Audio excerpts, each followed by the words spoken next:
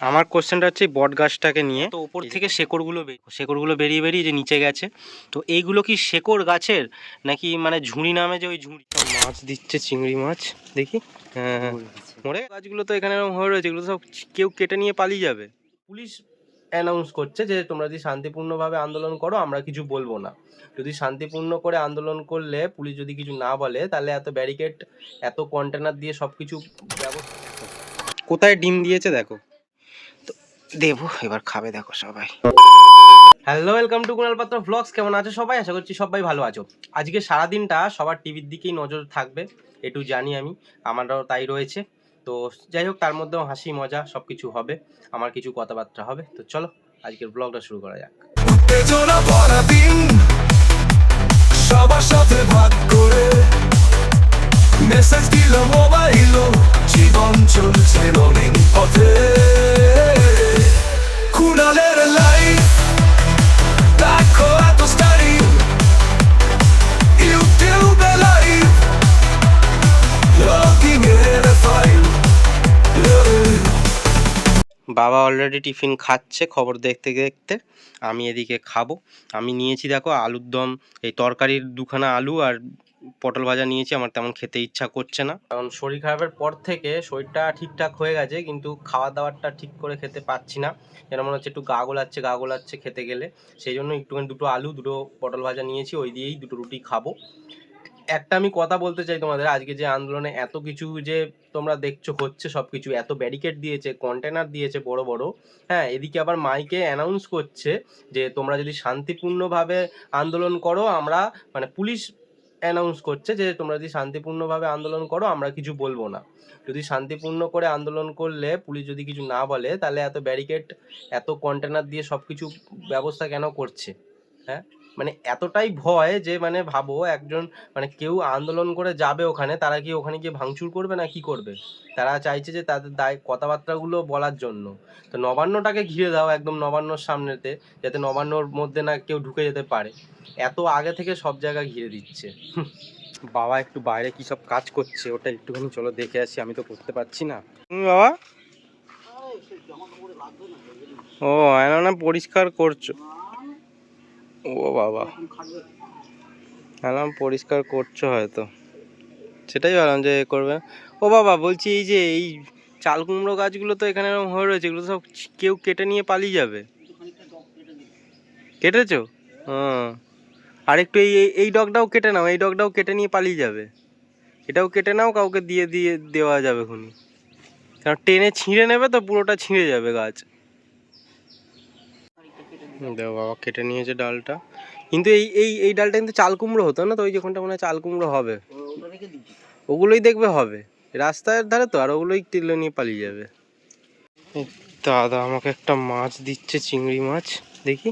হ্যাঁ, মরে গেছে। ও বাবা, জ্যান্ত আছে দেখো। হ্যাঁ, হালকা, ও হালকা জ্যান্ত আছে, তার বাঁচবে না, মানে মাছ ছাড়তে পারবো না। ঠিক আছে, ঘরেই রাখো, ঘরের মধ্যেই দাও। ফিশ পন্ডটাই কি আমার ছাড়তে পারতাম।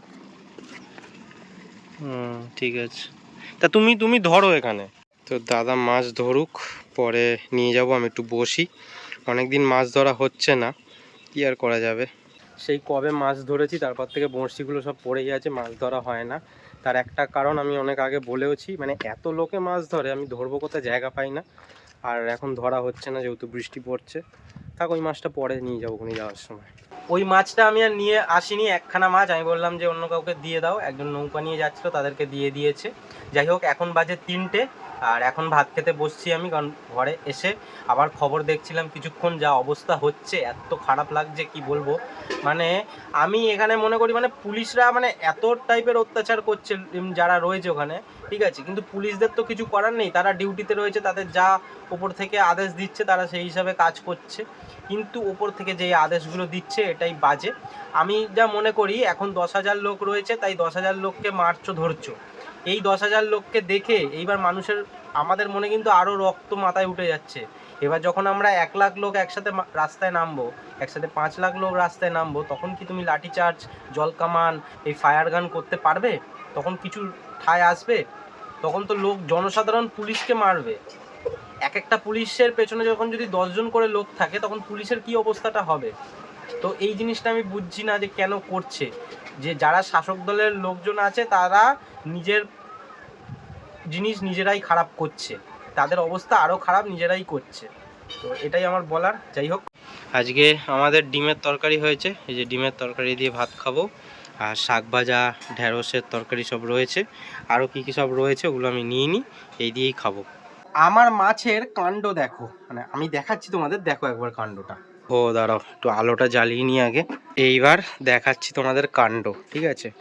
দেখো দেখো কোথায় ডিম দিয়েছে, দেখো এই পাম্পের গায়ের মধ্যে ডিম দিয়েছে, আর কোনো জায়গা পায়নি ওরা। দেখো কোনো টাইলস দিয়ে রাখবো ওর মধ্যে দেবে না, বা গাছটার মধ্যে দে তাও দেবে না। দেখো ওই পাইপটার মধ্যে দিয়েছে, এখানে তো সব সব ডিমগুলো নষ্ট হয়ে যাবে। এই দেখো, কেননা যে কাছে গেলেই তাড়া করবে, এই যে আঙুল দিলেই তাড়া করবে। আশা করি বুঝতে পারছো, পাইপটার মধ্যে ডিম দিয়েছে। আর তোমাদের বলা হয়নি, আমি আজকে যে গঙ্গাঘাটে ছিলাম তাও তোমাদের দেখাতে পারিনি। গঙ্গাঘাটের যে আরেকটা যে গাছ আছে সেটা বারবার গরুতে খেয়ে নেয়, ওটা আবার গরুতে খেয়ে নিয়েছে। এত উঁচু করে ঘিরে দিয়েছিলাম, তারপরেও ওপর থেকে কি করে মাথা ঢুকিয়ে পুরো ডগাটা খেয়ে নিয়েছে। অনেকটা বড় হয়েছিল, যেটা তোমাদের আমি ব্লগে দেখিয়েছি, অনেকটা 1 ফুটের থেকেও বড় হয়ে গেছিলো ডগাটা বেরিয়ে, সেখান থেকে আবার খেয়ে নিয়েছে। তো কিছুটা খাচ্ছিল, কয়েকজন ছিল তারা তাড়িয়েছে, কিন্তু ততক্ষণে খেয়ে নিয়েছিল। তারাই আমাকে বললো যে আবার খেয়ে নিয়েছে। তো কি মানে ওই গাছটা মানে খুবই কম বাড়ছে, কি আর করা যাবে, আস্তে আস্তেই বাড়ুক। আর যেটা তোমাদের আগেও বলেছি যে গাছগুলো বসাতে পারছি না, কারণ এত মাঠে জঙ্গল হয়ে রয়েছে, জঙ্গলটা পরিষ্কার করা হবে, তারপরে সব গাছ বসাতে পারবো। আর যেদিন বসাবো গাছ তোমরা দেখতে পাবে, একসাথে 30-40টা গাছ বসানো হবে মাঠের সব জায়গায়। অনেক দিন বাদে একটু পোলার প্যারটগুলোকে দেখাই। দেখো সব খাওয়ার জন্য একদম ছটপট ছটপট করছে, ওই জন্য সব এসছে সামনে, আমি খাবার দিচ্ছি, ওটাও তোমাদের দেখাচ্ছি। দেখো খাবার নিয়ে নিয়েছি, তো দেবো, এবার খাবে। দেখো সবাই করে, ওই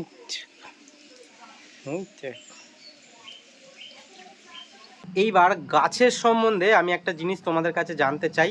তোমরা যারা জানো তারা প্লিজ আমাকে জানাও এটা কমেন্ট করে, যে এটা কি। আমার কোশ্চেনটা হচ্ছে বট গাছটাকে নিয়ে। এই যে বট গাছটা দেখতে পাচ্ছ এই ট্রে থেকে রয়েছে। এবার যে জিনিসটা দেখাচ্ছি, দেখো এত ওপর থেকে শেকড়গুলো বেরিয়েছে, এই দেখো শেকড়গুলো বেরিয়ে বেরিয়ে যে নিচে গেছে। তো এইগুলো কি শেকড় গাছের, নাকি মানে ঝুড়ি নামে যে ওই ঝুড়ি? কারণ একদম যদি নিচ থেকে হতো, যেমন এই যে একদম নিচে রয়েছে, এটা আমি শেকড় বলতে পারি, কিন্তু এটা দেখো এত ওপর থেকে নামছে। আর তার থেকেও বড় কথা, এটা দেখো আরও কত উপর থেকে নেমেছে। এই যে এটা কিন্তু অনেকটা উপর থেকে, প্রায় এই পাতাটার কাছ থেকে অতটা ওপর থেকে নেমেছে। তো এগুলো কি ঝুড়ি নামছে, এটাই হচ্ছে আমার জানার। আমি এটা বুঝতে পারছি না, যদি তোমরা কেউ জেনে থাকো আমাকে প্লিজ জানাও। কারণ দেখো সবারই এক একটা বিষয়ে নলেজ থাকে, অনেকেই আছো গাছ নিয়ে চর্চা করো, মানে গাছ নিয়ে অনেকটা টাইম কাটাও। আমিও গাছ নিয়ে অনেকটা টাইম কাটাই, কিন্তু আমি কি গাছ বসাই এরকম টাইপের, কিন্তু গাছের ব্যাপারে বিশাল নলেজ আমার নেই। তো এই নলেজটা থাকলে আমাকে প্লিজ জানিও যে ওটা ঝুড়ি না কি, কারণ গাছটা আমি বসাবো, তাও একটা আমার জানার আগ্রহ রইলো এটা।